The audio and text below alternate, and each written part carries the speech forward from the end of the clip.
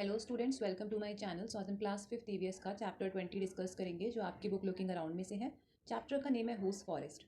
इसका first question है discuss वाले टॉपिक में से, what do you think is a forest. कि फॉरेस्ट क्या होता है, आपको ये बताना है, मतलब डेफिनेशन बतानी है आपको फॉरेस्ट की कि वो क्या होता है। तो इसका आंसर है forest are land with several trees and animal species. कि जो फॉरेस्ट होते हैं वो एक तरह की लैंड होती है जिसमें काफ़ी सारे trees, plant and animal species पाए जाते हैं। उसके बाद फर्स्ट क्वेश्चन का सेकंड पार्ट है, if someone grew lots of trees close to each other would this become a forest. कि क्या अगर कोई बहुत सारे ट्रीज उगा दे एक साथ, मतलब बहुत पास पास, तो क्या वो फॉरेस्ट कहलाएगा, फॉरेस्ट बन सकता है। तो इसका आंसर है, if trees were grown very close to each other then these couldn't form a forest because they can't grow properly. कि अगर हम ट्रीज़ को बहुत पास पास उगा दे तो उससे होगा क्या ना, कि ट्रीज़ ना प्रॉपरली ग्रो नहीं करेंगे, क्योंकि वो क्या ओवरलैप कर जाएंगे एक दूसरे पे, जिसकी वजह से वो अच्छे से ग्रो नहीं कर पाएंगे। तो इस केस में फॉरेस्ट नहीं बन सकता। हाँ, अगर ट्रीज़ को अलग अलग स्पेस पे उगाया जाए तो हो सकता है कि वो ग्रो हो और वो जो लैंड है वो प्रॉपर फॉरेस्ट लैंड बन जाए। उसके बाद क्वेश्चन सेकंड है, फाइंड आउट एंड राइट वाले टॉपिक में से other than trees what all is there in the forest. कि ट्रीज़ के अलावा फॉरेस्ट में और क्या क्या होता है। तो इसका आंसर है, other than trees there are animal, birds, insects, bushes and sometimes river in the forest. कि ट्रीज़ के अलावा फॉरेस्ट में और क्या क्या होता है। एनिमल होते हैं, बर्ड्स होते हैं, इंसेक्ट्स होते हैं, है ना, बुशेज होती हैं और रिवर्स वगैरह पाई जाती हैं। उसके बाद सेकंड क्वेश्चन का सेकंड पार्ट है, do all forest have similar type of trees, how many trees can you identify. कि क्या सभी फॉरेस्ट में सिमिलर टाइप के ट्रीज होते हैं, और क्या आप कुछ ट्रीज़ को रिकॉग्नाइज कर सकते हैं फॉरेस्ट के। तो आंसर है इसका no, some forest have different kinds of trees and biodiversity due to climate. I can identify neem tree, banyan tree and mango tree. कि ऐसा नहीं होता कि हर फॉरेस्ट में मतलब अलग अलग हो, एक ही जैसे ट्रीज़ हो, अलग अलग तरह के ट्रीज़ होते हैं। किस वजह से, क्लाइमेट की वजह से, वहाँ के वातावरण की वजह से। और आप कौन कौन सी ट्रीज़ को रिकॉग्नाइज कर सकते हैं, जैसे कि नीम ट्री को बहुत इजीली रिकॉग्नाइज कर सकते हैं हम, और बैनियन ट्री को कर सकते हैं, मैंगो ट्री को कर सकते हैं। तो ये कुछ कॉमनली नॉन ट्रीज है जिनको देखकर ही पता चल जाता है कि किसके ट्रीज़ हैं। उसके बाद क्वेश्चन सेकंड का थर्ड पार्ट है, Suryamani says if the forest are not there we too will not remain, why so. कि सूर्यमणि कहती है कि अगर फॉरेस्ट नहीं होंगे तो हम भी नहीं होंगे। तो वो ऐसा क्यों कहती है, उसकी बात का आपको मतलब समझाना है। तो इसका आंसर है, all the humans and animal species are highly dependent on the forest, we get several resources from forest, that's why Suryamani says that without forest we will not remain.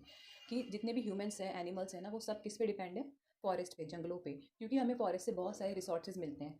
जितने भी मोस्टली चीज़ें हमें फॉरेस्ट से मिलती है, और अगर फॉरेस्ट नहीं होंगे तो हमारा भी जीवन बहुत मुश्किल होगा, शायद हमारा जीवन भी ना हो उस केस में। सो फिर क्वेश्चन थर्ड है, थिंक थिंक एंड राइट वाले टॉपिक में से। थर्ड क्वेश्चन का फर्स्ट पार्ट है, do you no anyone who loves the forest. कि क्या आप किसी को जानते हैं जिसको फॉरेस्ट पसंद हो। तो इसका आंसर आप लिख सकते हैं, yes I love the forest. कि हाँ, मुझे भी फॉरेस्ट पसंद है, ठीक है। और बाकी आप अपनी मर्जी से भी इसका आंसर लिख सकते हैं। थर्ड क्वेश्चन का सेकंड पार्ट है, the contractor did not allow Suryamani's people to go into the forest why. कि जो कॉन्ट्रैक्टर था उसने अलाउ नहीं किया था सूर्यमणि के जो कम्युनिटी के लोग थे, कम्युनिटी के या आसपास के लोग थे, कि वो फॉरेस्ट पर जाए। ऐसा क्यों किया था उसने। तो आंसर है इसका, the contractor made contract with the government to cut down all the trees from the forest and to build big dams. That is why he did not allow Suryamani's people to go into the forest and collect anything from there. ये जो contractor था उसने government के साथ एक deal की थी, एक कॉन्ट्रैक्ट किया था, जिसके आधार पे वो उस फॉरेस्ट के सारे ट्री काट कर क्या बनाता, बिग डैम्स बनाता। और इसलिए सूर्यमणि के लोगों को फॉरेस्ट में नहीं जाने दिया जाता था, ताकि वो अपना वहाँ पे कोई भी सामान ना ले, कुछ कलेक्ट ना करे, या फिर वहाँ पर रहने ही ना लग जाए, ठीक है। मतलब कि उनको रिस्ट्रिक्ट कर दिया था उस एरिया से, क्योंकि उस एरिया में क्या बनने वाला था, फॉरेस्ट हटाकर वहाँ पे डैम बनने वाला था। उसके बाद क्वेश्चन फोर्थ है डिस्कस वाले टॉपिक में से, why do you think the forest belongs to. कि आपको क्या, सॉरी, हु है ये, who do you think the forest belongs to.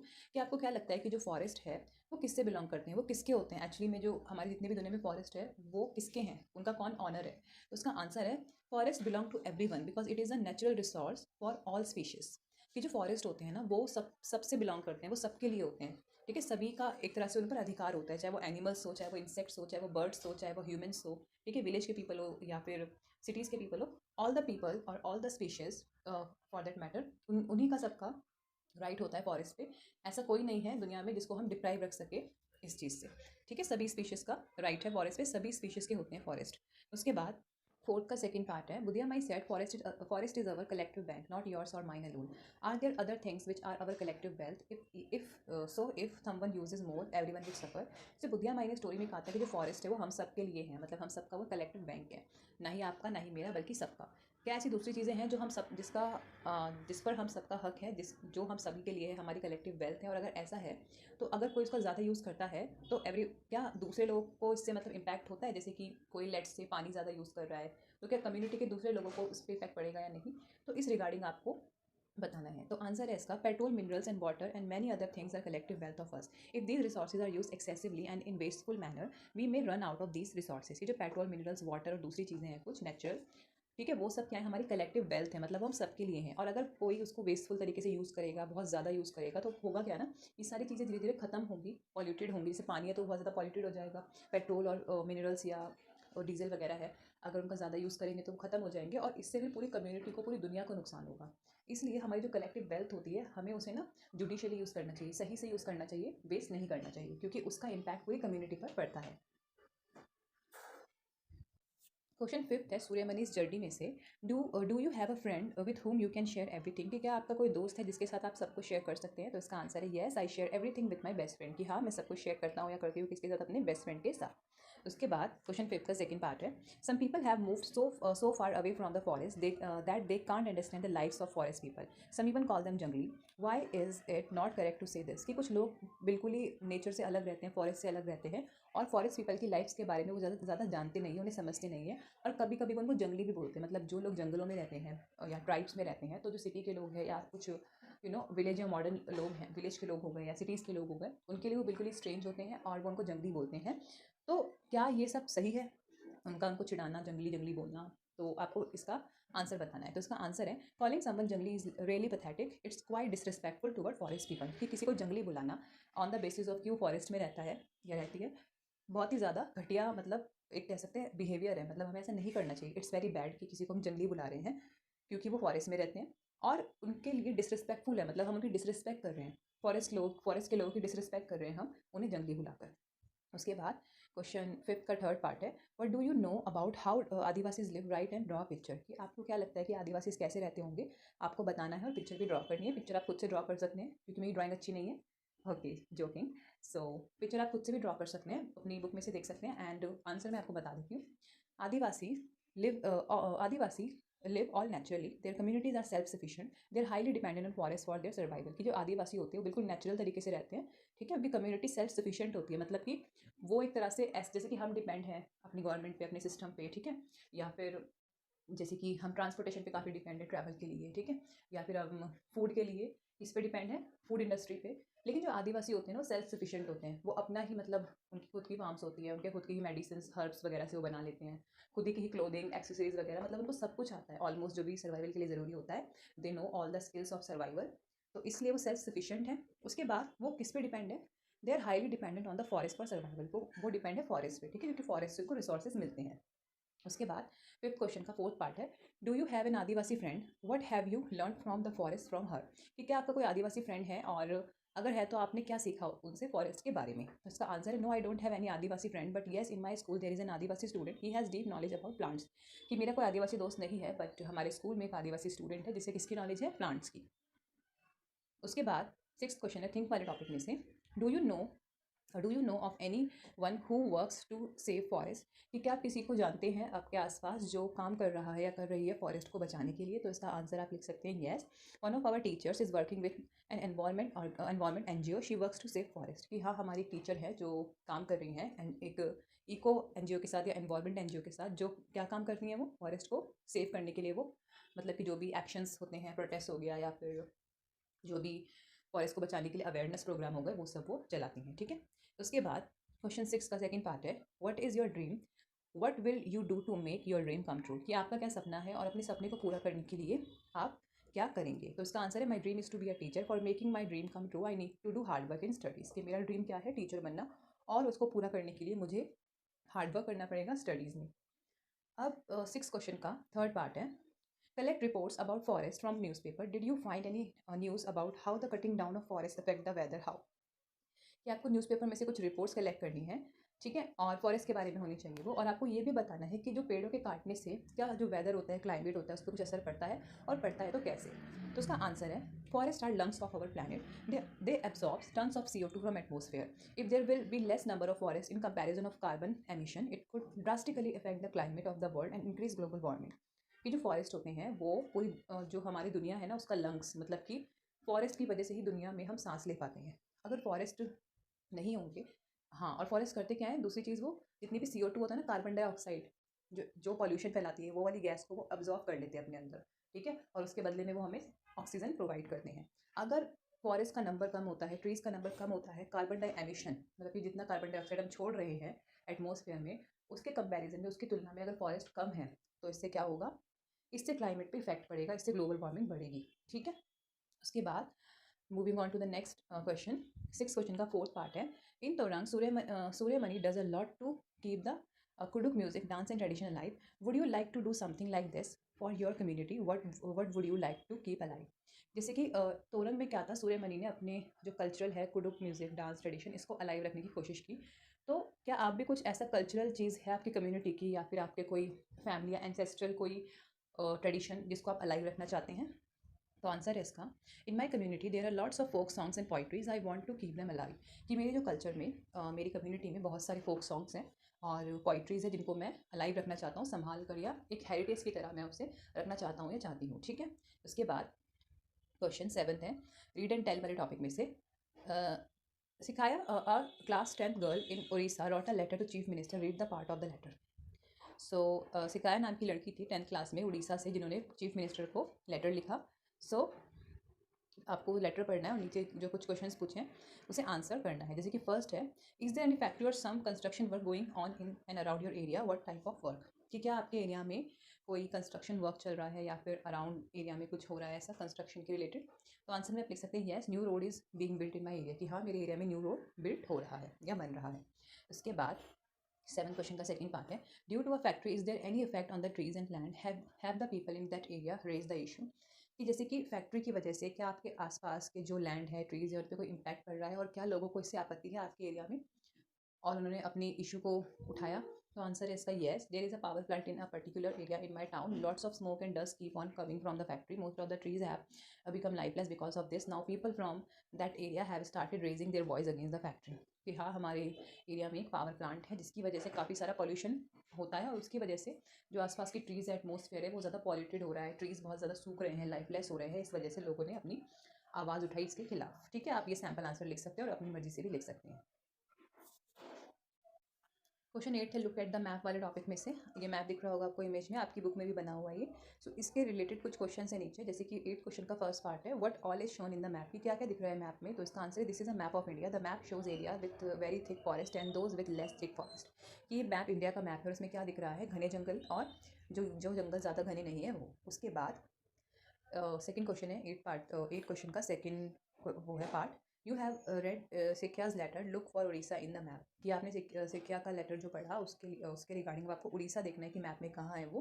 तो इसका आंसर है, Orissa is in the eastern coastal part of India, it is toward the east of the Chhattisgarh, south West Bengal and the north of the Andhra Pradesh. की जो उड़ीसा है वो east मतलब कि east की तरफ है, वो पूरब की तरफ है, पूरब के जो समुद्री इलाके हैं वहाँ की तरफ पड़ता है, और ये छत्तीसगढ़ के ईस्ट में और साउथ वेस्ट बंगाल और north east of Andhra Pradesh, जो ये तीनों स्टेट्स हैं उनकी लोकेशन जो बताइए उनके आसपास और ये लोकेटेड है। ठीक है, उसके बाद 8th क्वेश्चन का थर्ड पार्ट है, is there a sea close to Odisha, how did you find out? कि क्या उड़ीसा के आसपास कोई सी है और आपने उसे कैसे ढूंढा? तो इसका आंसर है yes, the bay of Bengal is close to Odisha, I could find it in the map.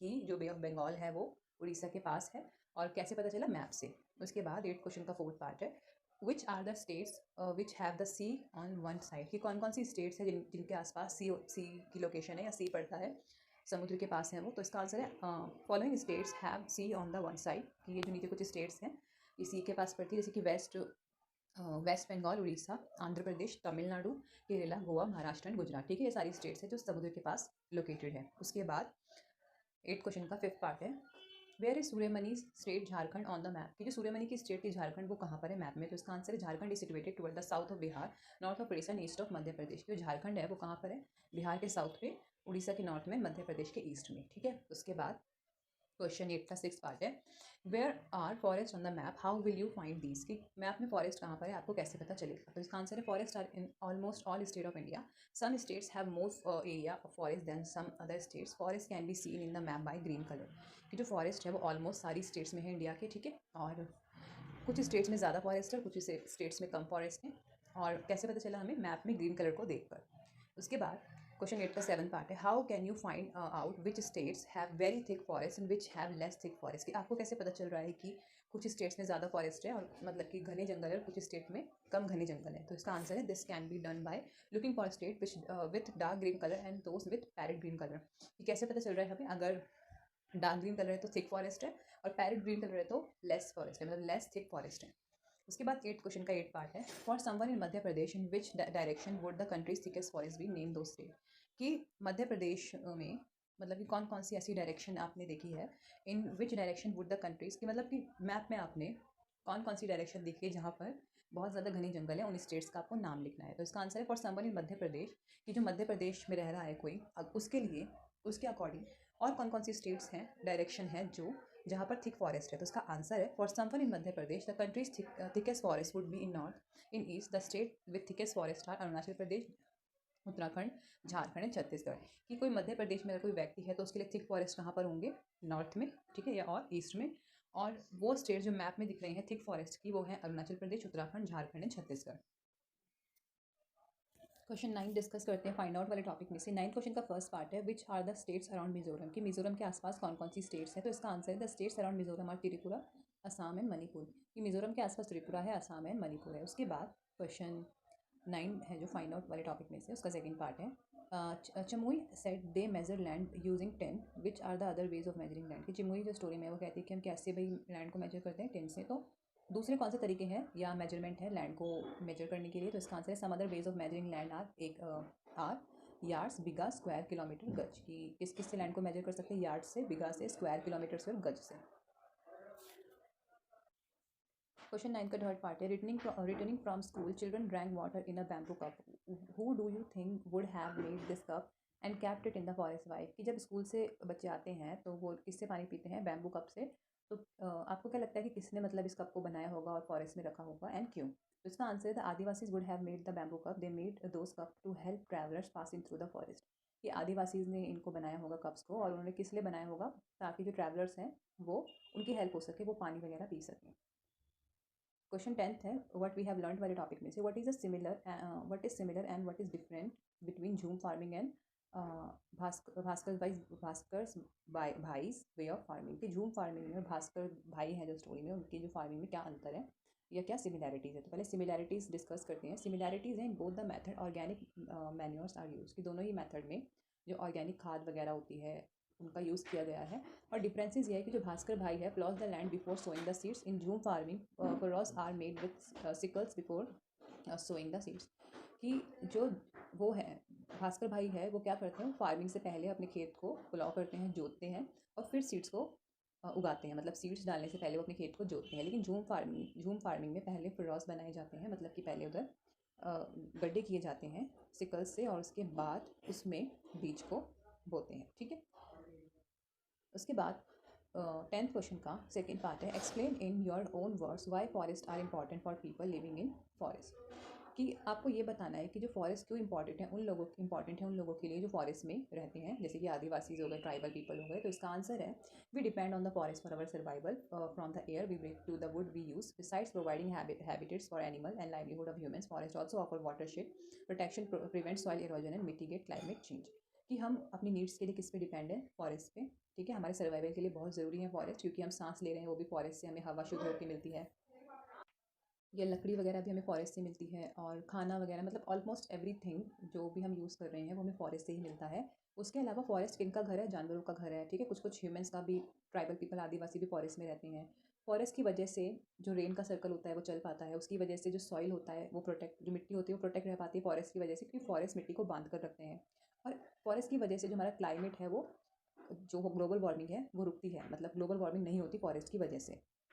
उसके बाद 10th क्वेश्चन का थर्ड पार्ट है, did you find something interesting in jhum farming, what is it. कि क्या आपने झूम फार्मिंग में कुछ इंटरेस्टिंग देखा, वो क्या है। तो इसका आंसर है some of the interesting thing in jhum farming are as follows. कि कुछ इंटरेस्टिंग थिंग्स है झूम फार्मिंग में वो क्या है, a new patch of land is cleared by slashing and burning the plants. कि जैसे कि एक नई लैंड पैच को साफ़ किया जाता है, किस कैसे, बर्निंग ऑफ प्लांट, की वहाँ पे जो क्रॉप वेस्ट बच जाती है या जो रिमेन्स बच जाते हैं प्लांट्स के, उनको बर्न करके क्लियर किया जाता है। सेकंड है weeds are burned and ashes are mix with soil. कि जो वीड्स हैं, जो खरपतवार है, जो कुछ ऐसे अनवांटेड प्लांट्स हैं जो नहीं चाहिए फार्मिंग में, उनको बर्न करके किसके साथ मिलाया जाता है, मिट्टी के साथ।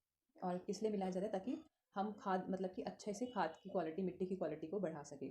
उसके बाद mix cropping is practice in zoom cultivation, कि जो जूम फार्मिंग है ना, उसमें मिक्स क्रॉपिंग की जाती है। मतलब कि अगर कोई दाल उगा रहा है तो उसके साथ कोई सब्ज़ी भी उगाएगा, ऐसा नहीं। और जो वैसी फार्मिंग होती है नॉर्मल, जिसमें हम क्या करते हैं, अगर गेहूँ है तो गेहूँ उगाएंगे, या फिर चावल है तो चावल उगाएंगे। बट जूम फार्मिंग में डिफरेंट होता है, वहाँ पे मिक्स क्रॉपिंग होती है। अगर कुछ दो दो या दो से ज़्यादा फसलें उगाई जाती हैं ऑन वन लैंड, ठीक है।